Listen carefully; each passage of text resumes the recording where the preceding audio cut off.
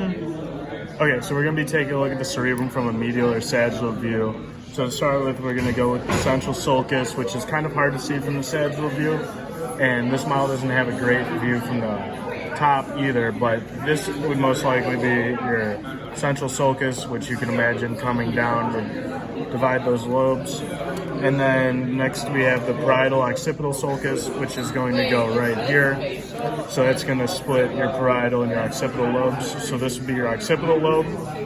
And then going directly transverse across your occipital lobe would be your calcarean sulcus, which would be this.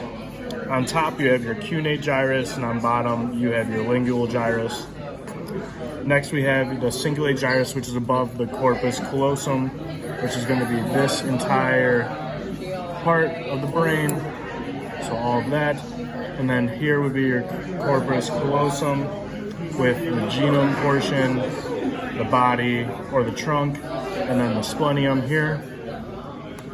Next we have the third ventricle, which is like a thin cavity which goes between the diencephalon and then the thalamus and hypothalamus nuclei.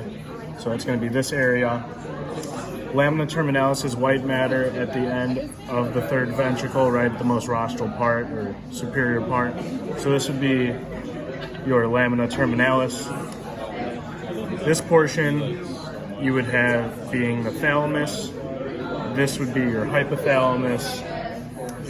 This portion underneath the corpus callosum is your fornix.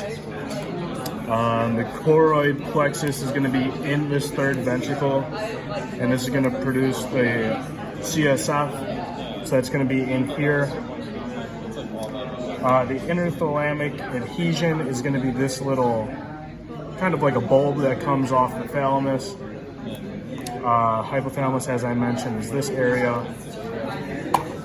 Moving on, the infundibulum is this pituitary stalk here, and then this gland coming off is your pituitary, which has endocrine function. And that's the sagittal view of the cerebrum.